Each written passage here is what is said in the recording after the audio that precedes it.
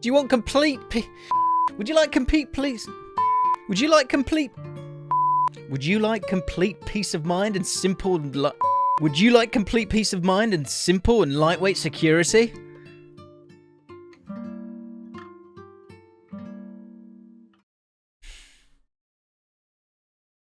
Just leave.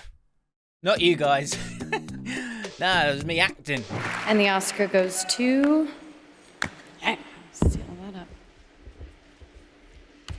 James Allcott. Yeah, because this is the video where we talk about one player who needs to leave every single Premier League club. We're going to divide this into two clear criteria. Players that kind of need to go for themselves, you know? It's good for you, it's good for me, it's good for everybody. Maybe it's one of those ones. Sometimes, you know, you don't want your players to leave, but they need to leave, and I'm just going to give them that little nod to go, it's time to go. Others, it will be a lot more aggressive. They will have basically failed and need to leave. Before we get into this video, we are marching towards 200k. If you are new to the channel, if you enjoy yourself, and by the end of this video you think, yeah, I'd like to subscribe to this guy, then I bloody love that. Let's dive in. Wolves, Ruben Neves, this is the great time to sell him. Now, part of running a team that's outside the top six, but trying to compete as much as possible is about being smarter, right? So you need to capture good players when they're really, really young, allow them to develop, allow them a place where they can thrive, and then find the right moment to sell them. And for Ruben Neves, someone who's 25, who's got 2 years left on his deal, has played the amount of football that he has done, I think it's one where Wolves fans were going, no, not him. But, you know, if you want to be sustainable in terms of what Leicester City have done, now is the time. Now's the time to sell him for as much as you can, whilst he's got that time in his contract. Use that money wisely with the contacts that Wolves have utilised so brilliantly and move forward. These are the moments that every team has to deal with. These are the sort of like uncomfortable moments. And if you want to be that Leicester City and make that next step and get yourself into the Champions League, then you need to accumulate that wealth to then spend it on better, younger players. Look at the other side of the coin here. A club like Everton, who have just pissed away so much quality by allowing those players to leave as free agents. Don't do that. Be smart. Do the sensible thing. And say goodbye to Ruben Neves. Leicester City, I'm going to go with Youri Tielemans. It's time to secure the bag. I think you need to get that done. He's not going to sign that new contract. He's going to expire in a year, not him, his contract. He's not going to go off. I mean, he might do. But he's 25. It's perfect time to cash in. That's what Leicester City have done really, really well over the years. They normally get really large fees. They should do that again. Try and get what they can now. With the likes of Dewsbury Hall coming in and doing really well. Madison's output going up. And him becoming really, really the key guy for them in terms of output. I think he's ready to sort of step into those shoes. And then you can take that money from the Tielemans sale and utilise it again. The recruitment's always been really strong at Leicester City. It's time to go again. Man City, I'm going to go with Zinchenko. The reason I'm going to say this is for himself in a couple of reasons. First of all, he's won a load of trophies at Man City. He's done really, really well there. And his story is really fantastic. But when I watch him play for the Ukraine and he plays in a midfield three, I'm just like, this guy's too good to be sort of not playing football. He could go to an Arsenal, for example, and play on the left, or he could play left wing probably for them, but he could play in that midfield as well. Now, this could be the second stage of his career. Apparently he's on 20k a week as well, so which is, he's got to be fuming about that, to be honest. I know that sounds bizarre saying someone's getting 20k a week, but think of the money that he could be making. So for himself, he can secure the bag.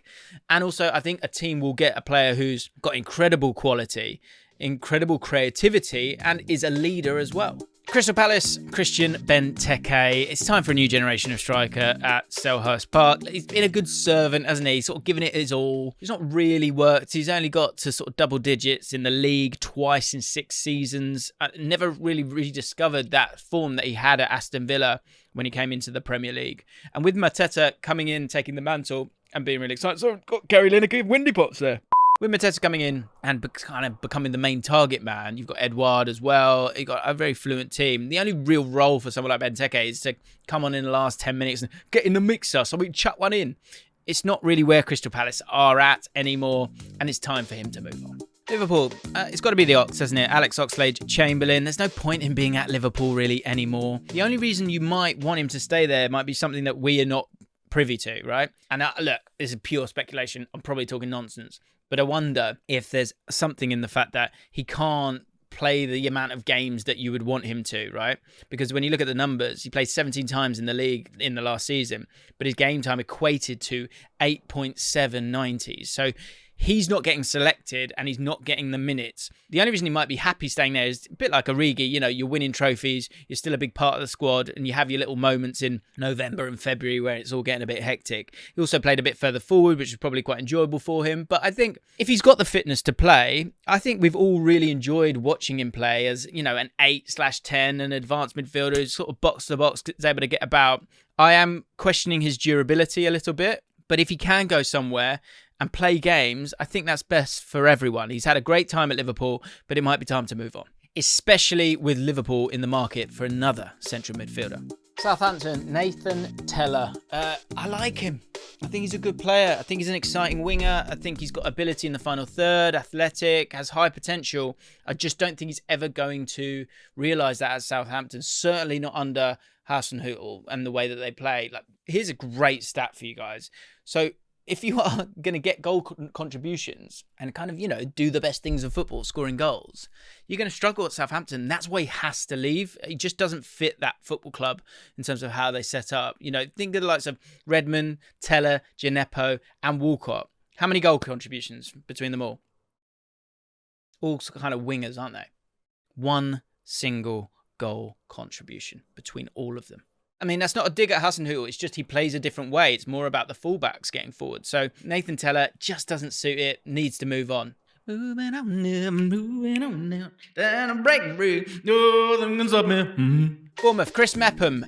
Chris Mepham, he needs regular football. He's another one of those where it's good for him and it's probably good for the club as well. This might be dependent on Nat Phillips and what he does. Nat Phillips did really well on loan from Liverpool. Liverpool, I think, are looking to do another loan move there. They might want to cash in Liverpool. And again, if that's a similar thing, then you've got a young centre-back that's done well there that I think Bournemouth would be keen on. Problem for Chris Mepham is that he is behind Nat Phillips and Lloyd Kelly going into the Premier League season. Only started 12 games last season. Didn't really let them down at any point and would be a really, really high quality defender for any championship side. And so at the age of 24, when you've got a World Cup coming up with Wales, you want to be in that starting 11. I think he needs to be out there playing football. One person who will never leave my side is Sharky. Isn't that right, Sharky? And of course, today's sponsor, Surfshark.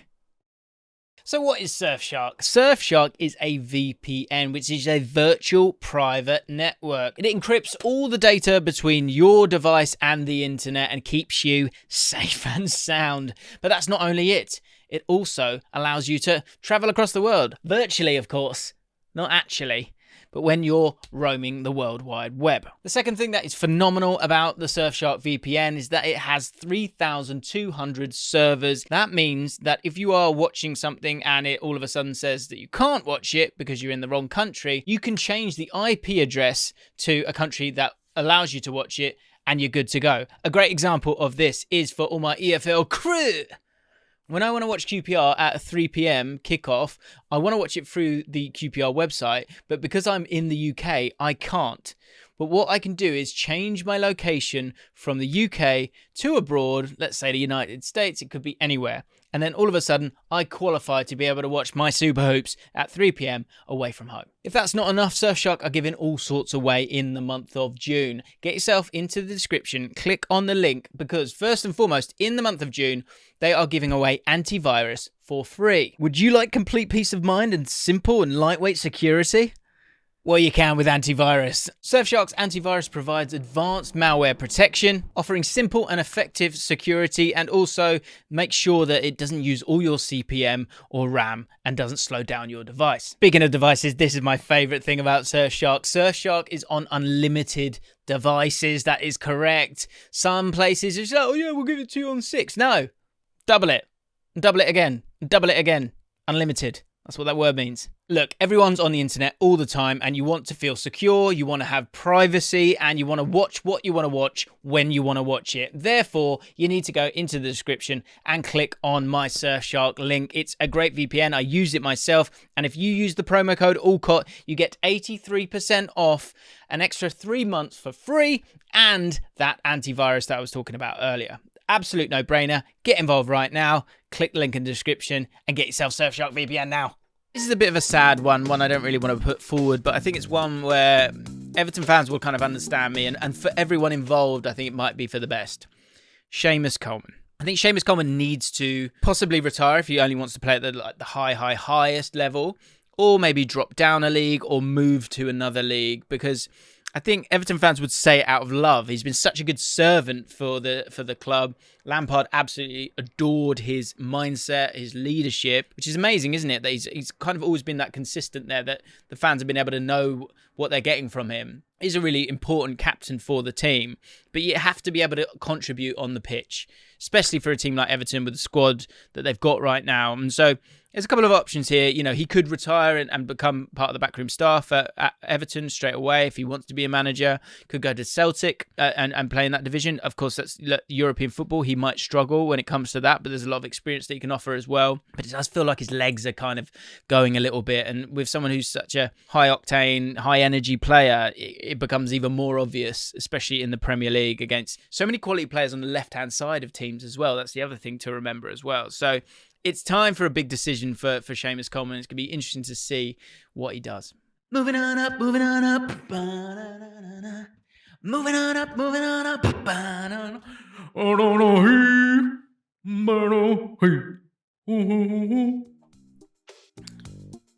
Chelsea. Romelu Lukaku is my choice for Chelsea. What does he want to do with himself? Look, when you're at a club, first season is the first season. Is the first season is the first season. Is the first season. Direct quote there from James Allcott. Insight. After 2 seasons, that's when you're going to get judged, right? And that's what will happen with Lukaku. I just feel like it's just been a bit of a disaster straight off the bat. It might be one where you just kind of rip the plaster and get him out of there. He's professed his love for another club. That seems to be a sticking point for some of the fans at Chelsea, which I think actually seems quite reasonable for them to not be too happy about it. The bigger problem, and this is what football's about, is that if you don't do well for that club, the fans won't like you.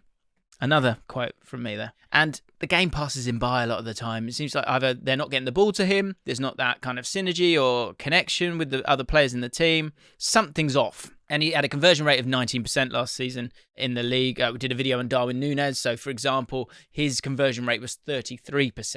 You know, his is very, very high, but 19% isn't good enough. He's only able to get 0.6 shots on target per game. That's Lukaku we're talking about. And it's sort of lack of sort of showing for the ball. He just wasn't really a part of it. And all those bits put together, it makes you think that with so much movement happening this summer, so many strikers moving to different places, maybe moving him back to Inter Milan and sort of trying to capitalise on someone like Lewandowski, for example, might be a good move for them. What an absolute touch by Inter Milan if they're able to get him for like half the price, by the way, which would just be unbelievable. Newcastle United, Miguel Almiron. This has got nothing to do with what Jack Grealish said recently, but he's ultimately not a Premier League footballer. In 3.5 seasons, Almiron has only scored 9 goals and assisted 3. Last season was a new low for him in terms of those numbers. He scored 1 goal in 19.190s of football. I don't know if Brian was talking about this, but I did see a tweet from Brian talking about look, hard work is like the minimum that you should be wanting from a player, and it's not a super strength. And for someone like Almiron, that's kind of what you give him, don't you? You go, well, he works really hard. That's nowhere near good enough, especially for a club like Newcastle and where it's going right now. The output's not there. He has to get out the door this summer.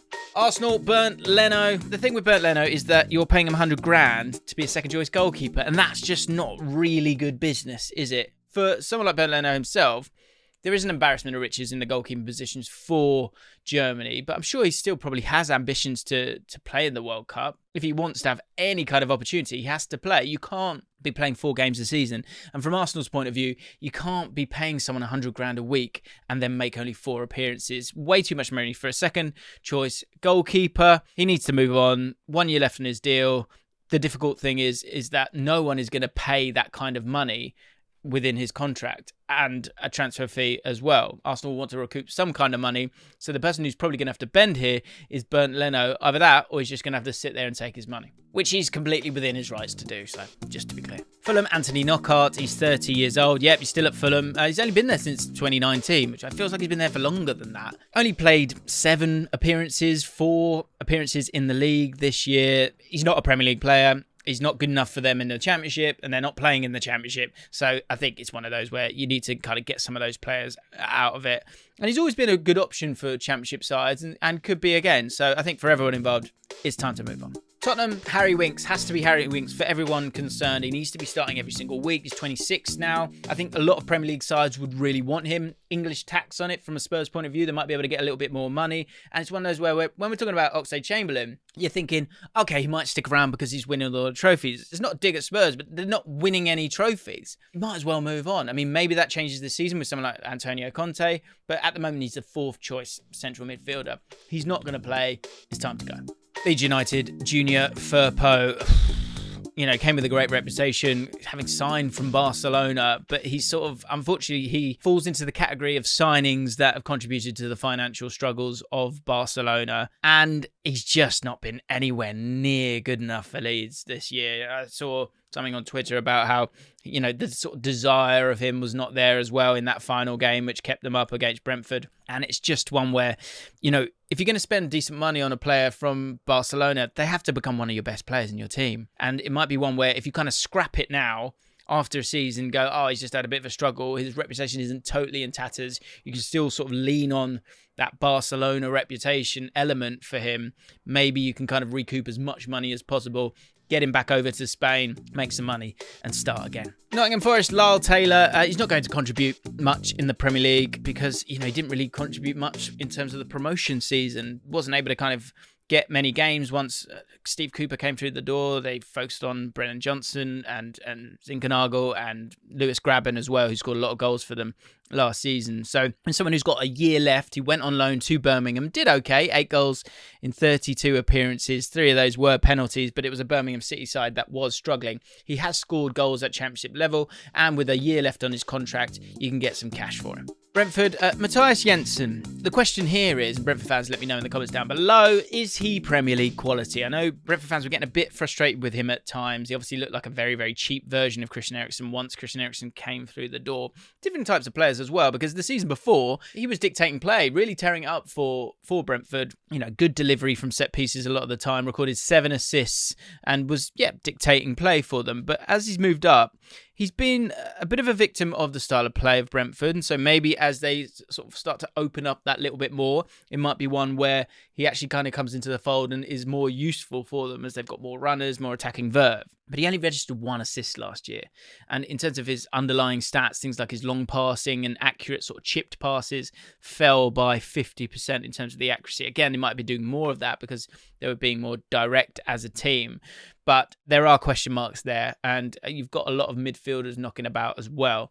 So it might be one where, you could get a little bit of money for him. Again, in the Championship, he did tear it up, so you could get some cash from a West Brom, for example. West Ham. Now, the obvious one is probably Kurt Zouma. I could understand that idea of kind of wanting to get rid, that PR disaster that was there. You've also got someone like Issa Diop, who's kind of a similar level. I actually think Zuma's a little bit better, but Zuma's reputation obviously is pretty bad at the moment. I'm going to say something really ruthless, and it's just if you were the owners of it all, if you want to get as much money out as possible of Zouma, probably the smart thing to do is actually let the dust settle even more so and give it another year, because look, he's a great player for them. And has had a really good season on the pitch, right? Just struggled a bit off it. So it might be one where with Zouma, you kind of, if you want to get him out of the club because that reputation is going to follow him around with what happened, then I wonder if you play him for another season. And again, this is ruthless. And then it gives you a better chance because the sort of lay of the land is a bit calmer. So the player that I'm going to put forward is actually Yarmolenko, because I just really love watching him play, to the detriment of Scotland recently. He's got an unbelievable goal that as soon as that goal goes in, where he takes it down and then quickly lobs the goalkeeper, you're like, of course that's Yarmolenko. He's not really playing for them anymore, West Ham. It's cameo appearances, 3.5 total 90s in terms of the accumulation of the games that he played last season. However, he still had those little brilliant moments, didn't he? He was able to create 7 chances in his limited game time and get a couple of goals for himself as well. And he just has that bit of magic about him. So this is more of a selfish one, really. I'd love to see him at a sort of bottom 5 team where he'll get more minutes and he'll take the chance once he gets it, or can score a free kick or whatever it might be. So I just think for him, limited time for him, because it seems like he doesn't get about the pitch as much as you'd like, but the quality is still there, and there's a really exciting player. I'd love to see him in the Championship for a QPR. You could see him, Ali Benarbia, blast from the past, Google it. A player who was too good for the Championship. Paul Merson back in the day going to Pompey. Yarmolenko's got a similar vibe. So if he went to a Championship team as well, that would be really, really cool. Aston Villa, Morgan Sansom. We put him forward actually in January, and I got a bit of a backlash for that because I guess he'd only been there a couple of minutes, but I just didn't really think he was going to get a game, and that's still the case. He started a total of 3 Premier League games last season. Gerrard doesn't really rate him. They've just brought in Kamara as well. Villa have been really aggressive with the incomings at Aston Villa. It's all good and well having those plaudits when it comes to bringing in these players and spending loads of money, but then we'll all turn our nose and go, why are you spending all that money if you don't recoup some of it? So the likes of El Ghazi, Trezeguet, Sansom, those are the main ones in terms of the money that you can bring back, and in particular someone like Sansom, whose contract is up to 2025, you've got a really good chance of recouping the 14 mil you spent on him. Manchester United, Aaron Wan-Bissaka. I've done a video on Man United casualties, and there's several. He's one of 7-8 players that need to get the boot out of Manchester United. But I picked Aaron Wan-Bissaka because I think, first of all, he could be a really good option for quite a few teams. We talked about Seamus Coleman earlier, and I wonder if Aaron Wan-Bissaka could go to an Everton and do what he does brilliantly, which is defend a little bit more and then try and grow offensively, because that's the problem. But playing for a club like Man United, you've got to be better going forward, and he's just not technically good enough at this moment in time for an Erik ten Hag side, especially playing in a back 4. He averaged 2.66 progressive passes per 90. So to put this into context, Harry Maguire had 3.8 centre-back. Phil Jones 2.78 more at centre-back. So both outperforming in there. Then we look at the fullbacks. Delot 4.95, Luke Shaw 4.38. These are fullbacks that completely annihilate him in terms of that metric. So when the ball comes out to him, he needs to be moving it forward. He doesn't do that. He doesn't seem to have the skills required to play for a team that's looking to dominate football matches. And so it's time to go. Brighton, Neil Maupay, I'm going to go for. It's sort of, at what point do Brighton kind of give up on, the amount of eggs they're putting in the Maupay basket, shall we say? It's one where, look, he's solid. He's had some good moments, scored some important goals at different times, but Brighton need to be looking in a different direction, really. They need to be looking to trying to become a top 7 team, and they need a top 7 squad, and they've got a striker here who's never had a conversion rate any higher than 13% in the Premier League. That's not good enough if you want to sneak into Europe one season, and they're kind of waiting on him to sort of catch fire. And I understand that, and it wasn't a bad purchase in the first place, but I think the time has come for him to move on for a new challenge himself, and for Brighton to move on up as well. Let's have a bit of fun with this one at the end of it. Give me in the comments down below a player I got right, a player I got wrong, and a player I missed out. Let me know in the comments below. If you enjoyed this one, hit the like button, subscribe to the channel. Go on. I'll see you next time.